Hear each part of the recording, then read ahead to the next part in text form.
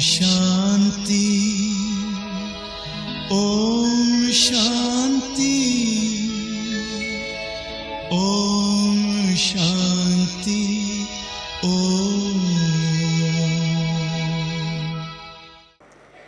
ओम शांति।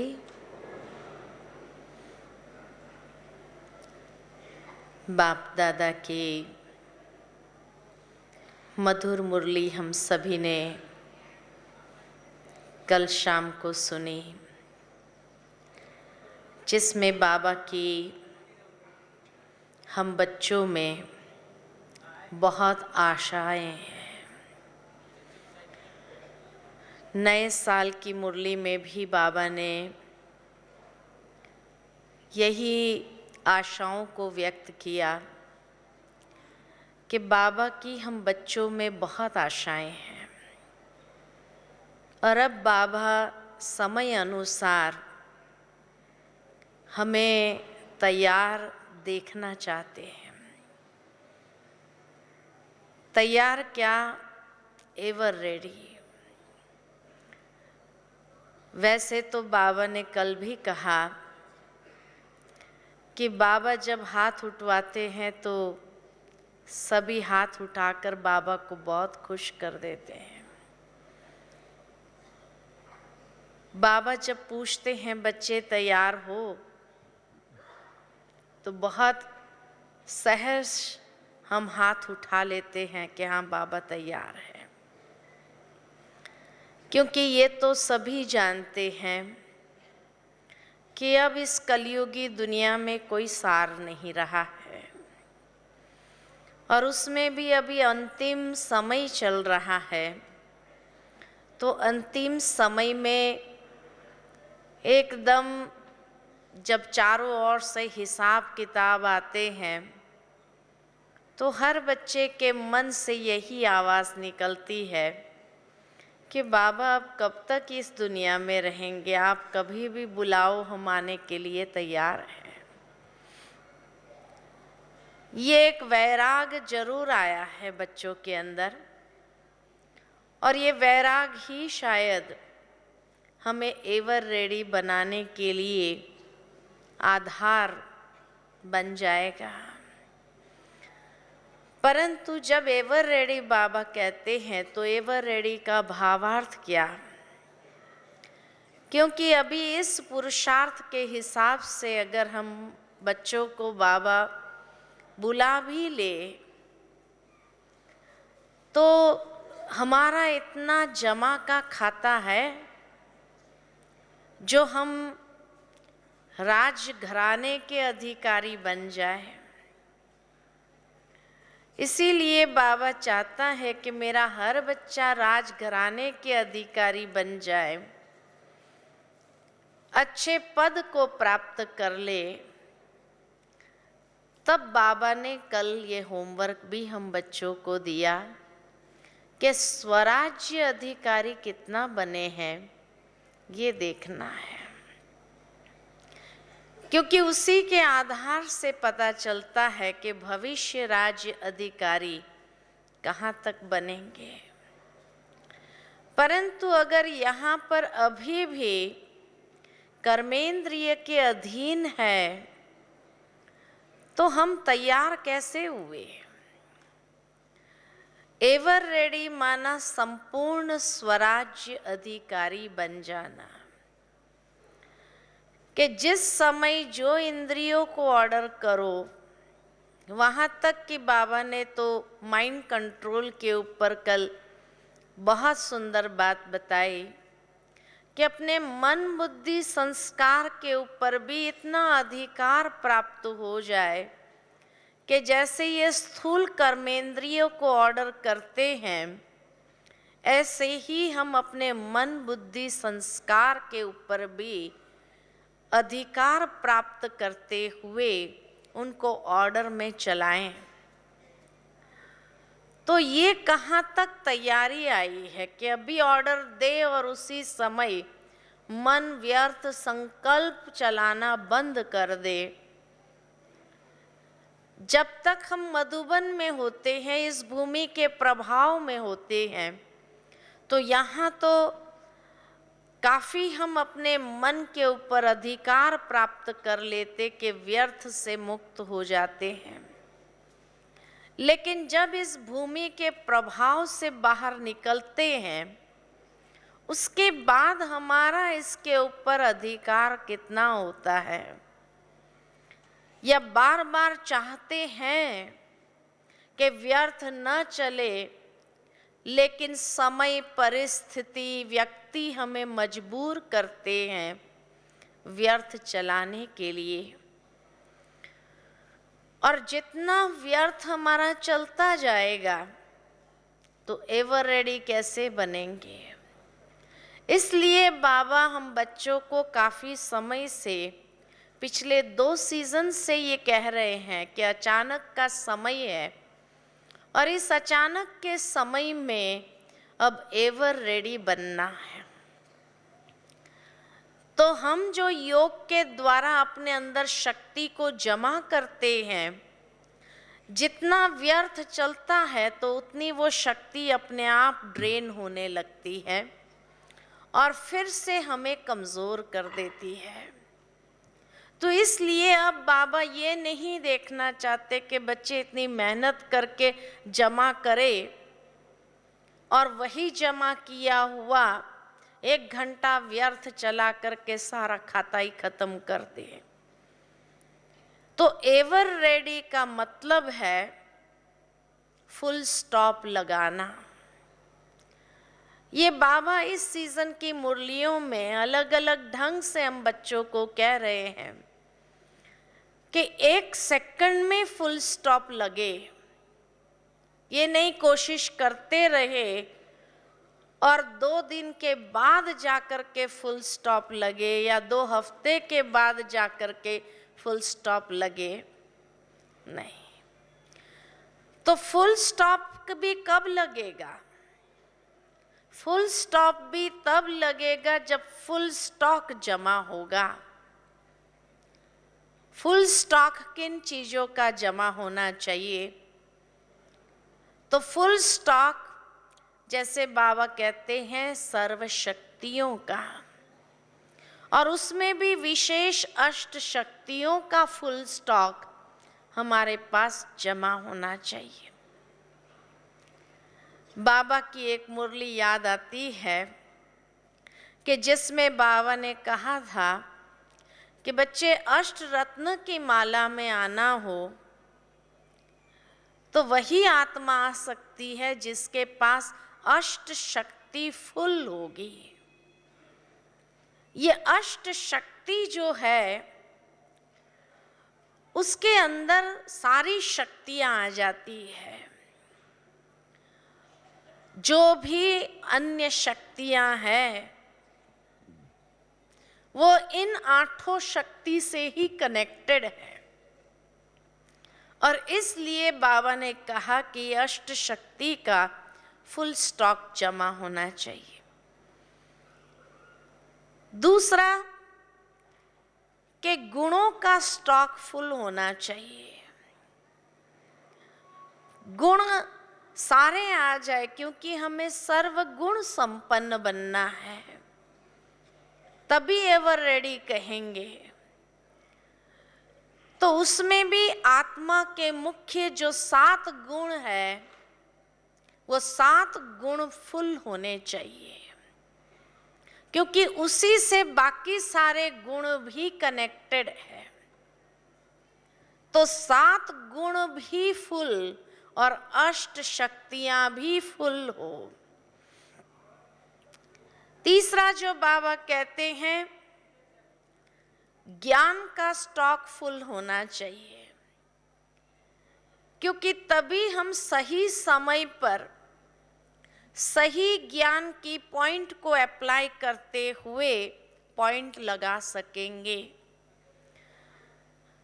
तो ज्ञान का स्टॉक फुल होगा तो कहाँ ड्रामा की पॉइंट लगानी है, कहाँ आत्मा अभिमानी स्थिति बनानी है, कहाँ फरिश्ता स्वरूप बन जाना है, कहाँ बाबा की याद की शक्ति को लेकर के हमें चलना है, कहाँ चतुर्भुज स्वरूप होकर के रहना है, न्यारा और प्यारा बन जाना है, तो ज्ञान के विभिन्न पॉइंट्स के जब अनुभवी हो जाते हैं, तब उस अनुभव के आधार पर हम वो ज्ञान की पॉइंट को अप्लाई करते हुए पॉइंट रूप बन जाएंगे, फुल स्टॉप लगा सकेंगे। तो इसलिए बाबा कहते हैं हर ज्ञान की पॉइंट्स के अनुभवी स्वरूप होना, तब वो पॉइंट लगेगा। ऐसे तो ज्ञान दुनिया की आत्माओं के पास भी है, पंडितों के पास भी है, लेकिन समय पर वो उसको अप्लाई नहीं कर पाते हैं। क्यों? क्योंकि उनको उस पॉइंट्स का अनुभव ही नहीं है। तो बाबा हम बच्चों को कहते हैं कि हर ज्ञान की पॉइंट के अनुभवी रूप बनना। अब कई बाबा के बच्चे आकर हमसे कहते हैं हमें तो अनुभव ही नहीं होता है, आप लोगों को जैसे अनुभव होता है हमें अनुभव क्यों नहीं कराता है बाबा। अनुभव जिसको हम कहते हैं एक्सपीरियंस, तो एक्सपीरियंस किसको होगा? एक्सपीरियंस उसी व्यक्ति को होता है जिसको एक्सपेरिमेंट करना आता है।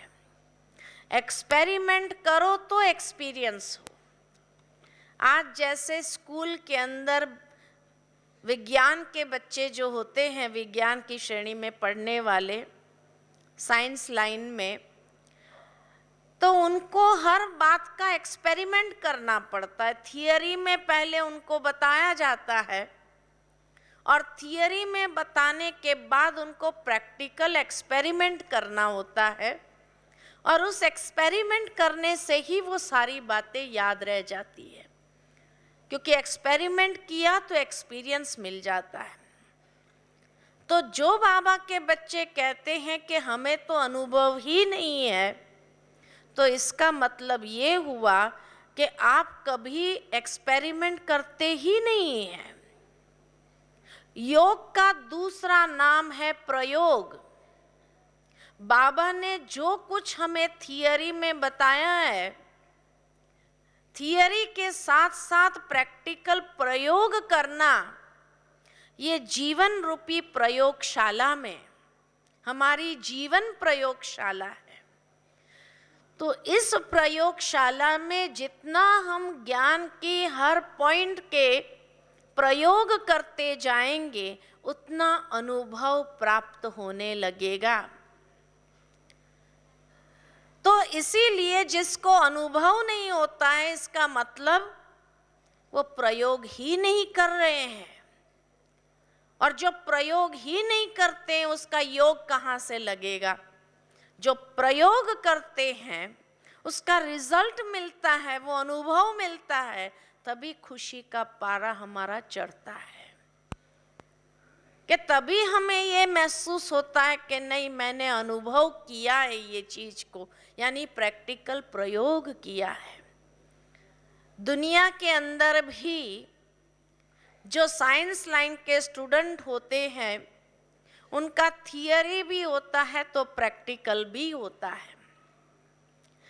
हमको भी बाबा कहते हैं योग एक विज्ञान है, और हम भी इसीलिए ये विज्ञान के कॉलेज में है, विज्ञान के विद्यार्थी है। भावार्थ ये कि बाबा की मुरली थियरी है, लेकिन वो थियरी में सुनी हुई बातों का प्रैक्टिकल प्रयोग करना बहुत ज़रूरी है, क्योंकि मार्क्स अधिक किस पर मिलती है, थियरी पर या प्रैक्टिकल पर? प्रैक्टिकल पर मार्क्स मिलते हैं। 60% से भी अधिक प्रैक्टिकल के मार्क्स होते हैं, थियरी के मार्क्स तो बहुत कम होते हैं। आज कोई बाबा का बच्चा कहे कि मैं कभी मुरली मिस नहीं करता हूँ, लेकिन उसके बाद भी अगर उसको अनुभव नहीं है, तो माना थियरी में परफेक्ट है, लेकिन प्रैक्टिकल में 0 है। और अगर प्रैक्टिकल के ही मार्क्स ज्यादा है, बाबा के हिसाब से भी प्रैक्टिकल के ही मार्क्स अधिक है, तो प्रैक्टिकल के ही जब मार्क्स अधिक है तो थियरी के मार्क्स तो बहुत कम होंगे, तो पासिंग मार्क्स ही मिल जाएंगे, पास विथ ऑनर्स नहीं मिलेंगे। पास विथ ऑनर्स तो उसको मिलते हैं जो प्रैक्टिकल करते हैं। तो इसीलिए हम बच्चे भी विज्ञान के स्टूडेंट्स हैं, साइंस के स्टूडेंट्स हैं, तो थियरी और प्रैक्टिकल दोनों में बराबर होना चाहिए। जितना ही एक्यूरेट हम मुरली सुनते हैं, मुरली कभी मिस नहीं करते हैं, ये डायरेक्शन बाबा का हम पालन करते हैं, लेकिन उसके साथ प्रैक्टिकल प्रयोग हमने कितना किया, इतना ही किया या सुबह मुरली सुन लिया, उसके बाद सारा दिन में एक बार भी हमें पॉइंट याद नहीं आती है कि बाबा ने आज क्या कहा था, वरदान क्या था, स्लोगन क्या था जो मैं प्रैक्टिकल प्रयोग करूं। तो खाली थियरी के पासिंग मार्क्स मिल जाएंगे। जैसे दुनिया में भी कई ऐसे होते हैं जिसको प्रैक्टिकल करना अच्छा नहीं लगता है। मुझे भी याद आता है कि विदेश में जब हम पढ़ाई कर रहे थे तो हमारा एक सब्जेक्ट होता था स्कूल में, प्राइमरी 7 क्लास तक, तो एक सब्जेक्ट होता था कुकिंग क्लास। तो कुकिंग या स्विमिंग दोनों में से एक सब्जेक्ट लेना होता था। अब स्विमिंग भी मुझे अच्छा नहीं लगता था और कुकिंग मैंने ज़बरदस्ती लिया कि ठीक है चलो कुकिंग तो अपने को कभी भी काम आ जाएगा। ऐसे करके मैंने कुकिंग क्लास ले लिए। अब मुझे ये पता नहीं था कि भाई विदेश का कुकिंग क्लास तो नॉनवेज के साथ ही होता है, वेजिटेरियन का कुकिंग क्लास तो उनका होता ही नहीं है। तो स्विमिंग मुझे अच्छा नहीं लगता था, वहाँ भी प्रैक्टिकल है, यहाँ भी प्रैक्टिकल, तो स्विमिंग छोड़ करके मैंने कुकिंग ले लिया। अब कुकिंग ले लिया तो वहाँ पर जब नॉनवेज पकाने की बात आई तो हम तो बाबा के बच्चे छुएंगे भी नहीं उसको, भले स्कूल में सब्जेक्ट है तो क्या हुआ। तो अभी क्या करें, हम तो बहुत मुसीबत में फंस गए। तो हम थियरी में सारा पढ़ करके जवाब लिख देते थे, लेकिन प्रैक्टिकल नहीं हो पाता था हमसे। और इसीलिए हमें कोई ना कोई एक व्यक्ति को साथी बनाना होता था कि 2 जने की जोड़ी मिल करके ये कुकिंग करे। तो मैं हमेशा कोई अंग्रेज को या काले, अफ्रीका में थे तो काले को साथी बनाती थी और साथी बना करके उसको कहती थी कि देख जो ये बनेगा ना वो तुम ही खाएगी, क्योंकि उसके बाद खाना भी होता था, जो बनाया वो खाना भी होता था। भाई कैसा बना, आपको पसंद आया कि नहीं आया, जो आपने बनाया उसके हिसाब से सीखेंगे। तो मैं उसको कहती थी, एक पेस्ट्री बनानी होती थी, केक या ब्रेड या बिस्किट या ऐसा कुछ बनाना होता था, और दूसरा जो है नॉन वेज की डिश बनानी होती थी। तो मैं उसको कहती थी मैं केक बिस्किट ये मैं बनाऊंगी और मैं खाऊंगी, और ये नॉन वेज का तुम ही बनाओ और तुम ही खाओ। तो उसको बड़ा मज़ा आता था, क्योंकि उनको वो खाना बड़ा पसंद आता था। तो कहती थी ठीक है। तो मैं जब एग्ज़ाम में बैठी तो क्योंकि एग्ज़ाम के समय तो एक एक इंडिविजुअल को ही एग्ज़ाम देनी होती है, वहाँ कोई साथी नहीं मिलता है। अब वहाँ मेरे सामने जो नॉन वेज की डिश बनाना है मैं बनाया ही नहीं, तो 0 मिल गया मुझे। तो प्रैक्टिकल में मैं कुकिंग में फेल हो गई, थियरी में पास हो गई, लेकिन प्रैक्टिकल क्योंकि मैंने बनाया नहीं तो फेल हो गए। भावार्थ ये कि हम बाबा के बच्चे भी सुबह मुरली सुन लेते हैं, थियरी में बहुत परफेक्ट है हम, लेकिन प्रैक्टिकल में अगर हमने इसका प्रयोग सारे दिन में नहीं किया, अपने मनसा वाचा कर्मणा में नहीं ले आए, तो हम कितना पास होंगे। क्योंकि एवर रेडी उसको कहा जाता है, या तीव्र पुरुषार्थ की जब बाबा बात करते हैं तो तीव्र पुरुषार्थ उसको कहा जाता है जिसका मनसा वाचा कर्मणा तीनों में प्रयोग किया हुआ हो, एक लेवल पर खाली नहीं, तीनों में प्रयोग किया हुआ हो और तीनों एक हो जाए। जो हम सोचे वही हम बोले, वही हमारा कर्म हो। तो तीनों में एकता जब आ जाती है, तीनों लेवल पर हम प्रयोग करके देखते हैं, तभी तो अनुभव भी मिलेगा और तभी तो हम तीव्र पुरुषार्थ की लाइन, क्योंकि 3 गुना पुरुषार्थ हमारा हो जाता है। तो फास्ट पुरुषार्थ करने का यही तरीका है, तीव्र पुरुषार्थ जो बाबा कहते हैं कि उसी बात को मनसा लेवल, वाचा लेवल और कर्मणा लेवल, तीनों लेवल पर उसको प्रयोग में लाना है, तो 3 गुना पुरुषार्थ हमारा हो जाता है। और उसमें हम फेल नहीं होने चाहिए, क्योंकि जीवन भर हमने जो प्रैक्टिकल अभ्यास किया होगा, प्रयोग किया होगा, वो सारे मार्क्स अंतिम पेपर में काउंट होंगे।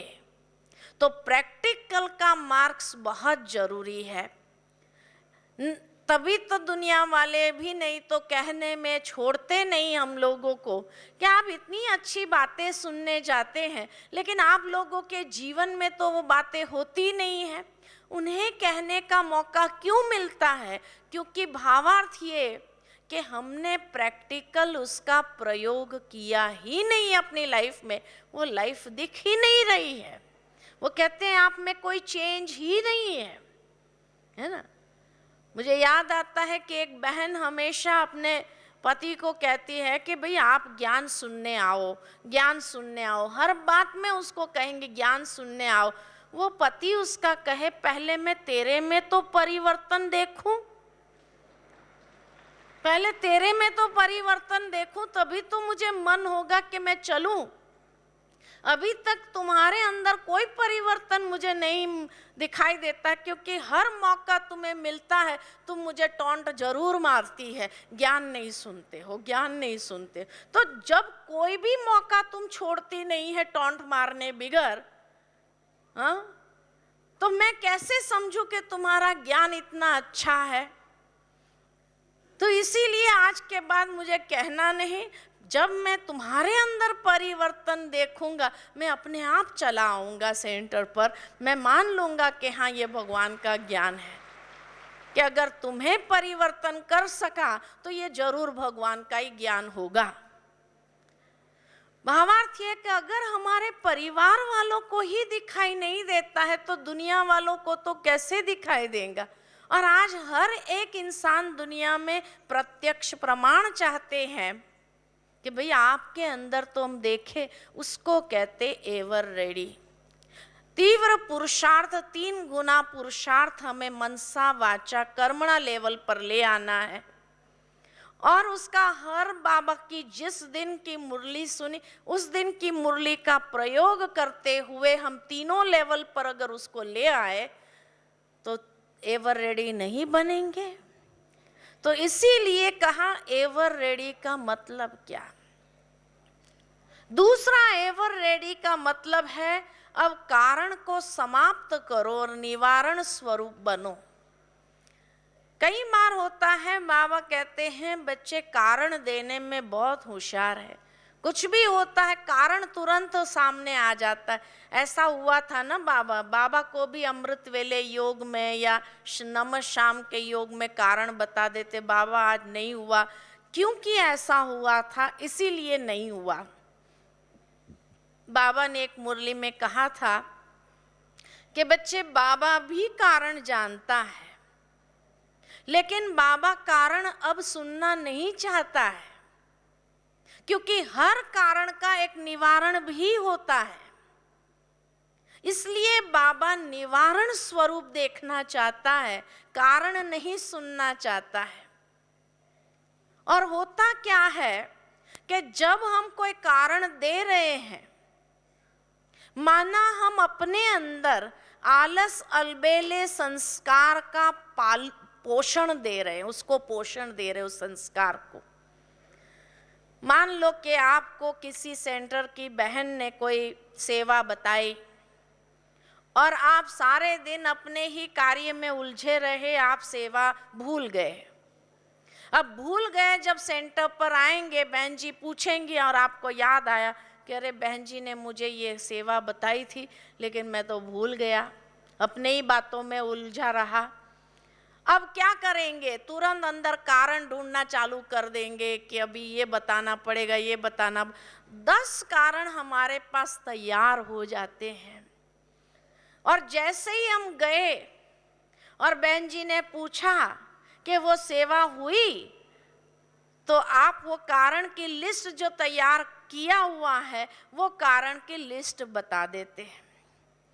जैसे ही बता दिया तो बहन जी क्या कहेंगी? कोई बात नहीं, चलो ठीक है ना, अभी क्या कर सकते हैं। तो इसीलिए कह दिया चलो ठीक है कोई बात नहीं, हम दूसरे किसी को बता देंगे। माना एक तो वो सेवा चली गई, कारण बताया इसलिए, है ना। दूसरी बात कि कारण सुनने के बाद जब बहन जी ने कह दिया ठीक है कोई बात नहीं, हमें रिलीफ मिल गई, चलो बच गए, है ना, रिलीफ मिल गई। अब ये रिलीफ मिली, बच गए, तो माना जिस कारण से वो सेवा नहीं हुई थी, कोई ना कोई कमजोरी थी उस समय उसकी जगह पर आई हुई, जिस कारण भूल गए। किसी से कोई झगड़े में उलझ गए तो झगड़े वाला संस्कार, उस संस्कार को बचाने के लिए आपने वो कारण बताया। अब वो संस्कार खत्म होंगे या वृद्धि को पाएंगे? तो हमने उस संस्कार को पोषण दिया। भाई ये नहीं महसूस किया कि ये कमजोरी की वजह से ये कार्य नहीं हुआ, ये सेवा नहीं हुई। अगर सॉरी कर देते थे तो क्या होता था? भाई आज हमारा भूल गए कार्य करना या दिमाग से निकल गए, लेकिन कल परफेक्ट हो जाएगा, या अभी बैठ के उसको परफेक्ट कर लेते हैं। इस एटीट्यूड के बजाय, इस मनोवृत्ति के बजाय, जैसे ही हमने कारण दिया और बहन जी ने कहा ठीक है, माना हमें रिलीफ मिली, तो जिस संस्कार को बचाने के लिए हमने वो कारण दिया था वो संस्कार बढ़ेगा। अगर बढ़ेगा नहीं तो भी उसको पोषण तो मिला या नहीं मिला? उसको पोषण मिल गया। तो दोबारा वही संस्कार आपके कई प्रकार की सेवा में, पुरुषार्थ में विघ्न रूप बन जाएगा। इसलिए बाबा कहते हैं कोई भी छोटी सी कमजोरी होती है, जितना उसको पोषण मिलता जाता है तो वही कमजोरी अंदर ही अंदर बढ़ने लगती है। और वो कमजोरी जैसे जैसे अंदर बढ़ती जाती है तो वही हमारे लिए विघ्न खड़ा करने के लिए निमित्त बनेगी। तो अंतिम पेपर कहाँ से आएगा? अपने ही कमी कमजोरी के द्वारा क्रिएट हुआ विघ्न जो हमारे सामने आएगा, और उस वक्त हम कोई कारण नहीं बता सकेंगे। खुद को कैसे कारण बता सकेंगे, या बाबा के सामने क्या कारण बता सकेंगे? तो इसलिए वो संस्कार हमें सदा काल के लिए फेल करने के लिए निमित्त बन जाएगा।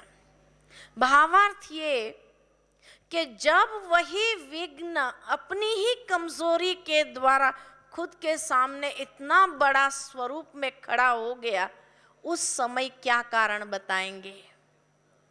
उस बात को सोचना है। इसलिए पिछले साल बाबा ने हम बच्चों को कहा था कि बच्चे, आलस अलबेलेपन की भी एक बहुत बड़ी लिस्ट है। तो जब भी हम कारण बताते हैं, माना कोई न कोई आलस या अलबेलेपन के आधार पर, पुरुषार्थ में अलबेलेपन के आधार पर उस कमजोरी के संस्कार को हम बढ़ावा दे रहे हैं। तो सोचो, आज तो हम बच गए, हमने अपने आप को सुरक्षित रख लिया, लेकिन जिस दिन यही कमजोरी विघ्न खड़ा करके हमारे सामने आएंगी तो हम किसको कारण बताएंगे? और जब कोई को बताने के लिए नहीं रहेंगे, कारण बताने के लिए हमको हमारे सामने कोई नहीं होगा, उस समय खुद के लिए कैसी फीलिंग्स उत्पन्न होंगी, कितना अपने ऊपर शायद घृणा भी आ सकती है, शायद उस वक्त हमें बहुत डीप रियलाइजेशन हो सकती है, लेकिन टू लेट। इसीलिए कभी कभी जब बाबा कहते हैं बच्चे लेट है लेकिन अभी तक टू लेट नहीं है, हम समझते हैं कि वो दुनिया की आत्माओं के लिए बाबा का ये कहना है कि लेट है लेकिन टू लेट नहीं है। लेकिन बाबा का भाव अपने बच्चों के प्रति भी होता है कि अभी तक लेट चल रही है गाड़ी आप लोगों की भी पुरुषार्थ में, तो टू लेट ना हो जाए कि जब आपको मौका भी नहीं मिले पुरुषार्थ करने के लिए, उस समय कैसी पश्चाताप की फीलिंग्स आएंगे, कैसा अफसोस अंदर में होगा कि हमारे पास समय भी था, हमारे पास साधन भी थे, लेकिन उस समय अलबेलेपन में आकर के हमने ये पुरुषार्थ को बढ़ाया नहीं। तो अनेक प्रकार की ऐसी फीलिंग्स पश्चाताप की उस समय उत्पन्न होंगी कि हम तो अब तक यही समझ रहे थे कि भाई लेट और टू लेट ये दुनिया वालों के लिए बाबा कह रहे हैं। हमने तो समझा ही नहीं कि ये बात हमें भी उतनी ही अप्लाई होती है कि पुरुषार्थ में अभी लेट हो रहे हैं, और फिर भी अगर तीव्र पुरुषार्थ नहीं किया समय अनुसार तो और भी टू लेट होने की पूर्ण संभावना है। उस समय क्या खुद को माफ कर पाएंगे, खुद को क्षमा कर पाएंगे कि जब तीव्र पुरुषार्थ का समय भी चला जाएगा? तो इसलिए बाबा भी यही चाहते हैं कि मेरे हर बच्चे संपूर्ण हो जाए, ताकि कहीं पर भी कोई रंज की फीलिंग ना आए, अफसोस की फीलिंग ना आए कि अरे हम रह गए। और उसके लिए सबसे बड़े जो कारण है वो है व्यर्थ संकल्प। तब बाबा ने अभी यही मार्ग बताया कि तीव्र पुरुषार्थ को बढ़ाने के लिए ज्वालामुखी योग एक ही है, बाकी कोई भी पुरुषार्थ करेंगे वो तीव्र पुरुषार्थ की लाइन में नहीं आएंगे। तीव्र पुरुषार्थ माना अब ज्वाला स्वरूप योग को, शक्तिशाली योग को पावरफुल बनाने के लिए अब बाबा हमें प्रेरणा दे रहे हैं। और योग तो कर रहे हैं, लेकिन वो ज्वाला क्यों नहीं निकल पा रही है? तो जैसे कोर्स के समय में हम योग का लेसन जब किसी को देते हैं तो हमेशा यही उदाहरण देते हैं कि जैसे सूर्य की किरणों को एकाग्र किया जाए तो नीचे रखा कागज जलने लगता है, लेकिन एकाग्र करने का माध्यम है वो कॉन्वेक्स लेंस। वो लेंस को रखो, उससे जो सूर्य की किरणें एकाग्र होती है उससे वो कागज जलने लगते हैं। लेकिन अगर ये कॉन्वेक्स लेंस, वो जो लेंस रखा है बीच में, वो काफी दिन रखा हुआ हो और धूल की परत जम गई हो, तो क्या सूर्य की किरणों को वो एकाग्र करने की क्षमता भी रखता है? नहीं रखता है। ठीक इसी तरह योग हमारा पावरफुल तब होगा कि जब हमारे लेंस के ऊपर भी वो व्यर्थ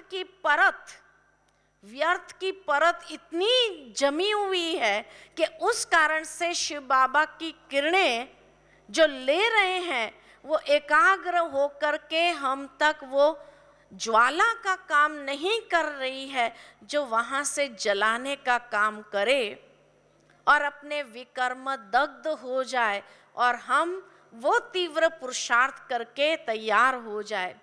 इसलिए बाबा बार बार हमें कहते हैं कि व्यर्थ को साफ करो। ये व्यर्थ की जो परत है, ये लेंस को साफ करने की जरूरत है। लेंस को साफ करेंगे तो बहुत जल्दी वो सारी किरणें एकाग्र होकर के वहां से जलना शुरू होंगे। कई बार हम योग करते हैं तो ये संकल्प अपने मन को जरूर देते हैं और विजुअलाइजेशन भी करते हैं कि जैसे बाबा की सारी किरणें हमारे ऊपर आ रही है और उस किरणों की छत्र छाया में हम हैं, लेकिन फिर भी वो जलने वाली स्थिति का अनुभव क्यों नहीं कराता है? क्योंकि वो लेंस के ऊपर व्यर्थ की परत इतनी मोटी जमी हुई है कि जो किरणों को आत्मा तक ला करके उसको जलाने वाली स्थिति को महसूस नहीं करने दे रही है। इसलिए बाबा बार बार हमें ये अटेंशन के पहरेदार को टाइट करने के लिए कह रहे हैं कि अब ये अटेंशन का पहरेदार टाइट करो, व्यर्थ की परत को साफ करो और वो कॉन्वेक्स लेंस साफ हो जाएगा तो फिर जलने का अनुभव, थोड़ा भी योग में बैठेंगे ज्वाला स्वरूप की स्थिति का अनुभव सहज होने लगेगा। तो इसीलिए बाबा एवर रेडी जब हम बच्चों को कहते कि बच्चे अब तैयार होना है, अब अंतिम समय चल रहा है, अब तीव्र पुरुषार्थ का समय चालू हो गया है, पुरुषार्थ वाला समय चला गया, अब तीव्र पुरुषार्थ वाला समय चालू हो गया है। बाबा की इस सीजन की एक मुरली में, शुरू की मुरली में बाबा ने कहा था कि अब टू लेट का समय आ रहा है। बाबा की मुरली में ये वाक्य आया था और उस समय काफ़ी लोगों के अंदर हलचल भी मची थी कि क्या कहा बाबा ने। और तब से लेकर के बाबा की हर मुरली में यही आता है कि अब तीव्र पुरुषार्थ करना है, अब तीव्र पुरुषार्थ करना है, यानी पुरुषार्थ का समय समाप्त हो गया है, अब तीव्र पुरुषार्थ करना है। और अगर ये समय भी समाप्त हो गया तो टू लेट नहीं तो क्या कहेंगे। तो इसलिए एवर रेडी माना अब तीव्र पुरुषार्थ का समय भी चला न जाए, ये हमें ध्यान रखना है। और अब अपने अटेंशन के पहरेदारों को टाइट करने की ज़रूरत है, क्योंकि पहरेदार ही लूज हो गए हैं, इसलिए अटेंशन ही नहीं रहता जो हम अभ्यास को बार बार पक्का कर सके। तो इसलिए बाबा हम बच्चों के अटेंशन का पहरेदार पावरफुल करने के लिए कल 2 मास का होमवर्क भी दिया। हो सकता है कि ये 2 मास के बाद तीव्र पुरुषार्थ का समय भी चला जाए, क्या मालूम। तो ये बहुत गहरा इशारा बाबा का था। बाबा बार बार होमवर्क दे रहा है, यानी वो अभ्यास करने के लिए हमें तैयार कर रहे हैं। अब हमारे ऊपर है कि हम 2 महीने के बाद, और बाबा ने इतनी तो गारंटी दिया है कि बच्चे आप अगर ये 2 महीने में बाबा ने बताया हुआ पुरुषार्थ अगर करेंगे तो बाबा की मदद का अनुभव भी जरूर होगा। ये बाबा की गारंटी है। तो जब बाबा की गारंटी है, बाबा का वरदान है, तो ये वरदान को प्रैक्टिकल हम यूज करके अपने जीवन में उसका अनुभव करें और तीव्र पुरुषार्थ हम अपना आरंभ कर दे। 2 मास के बाद क्या परिस्थितियां आनी है, क्या समय आना है, मालूम नहीं। कर पाएंगे नहीं कर पाएंगे ये भी पता नहीं है। तो इसलिए इस बार हम सीरियस हो जाए बाबा की सीज़न के पहले, कम से कम हम अपने ये चार्ट को इतना अच्छा बना ले और चेक करें हर रोज, ताकि अटेंशन के पहरेदार को हम अच्छी तरह से टाइट कर सके। ओम शांति।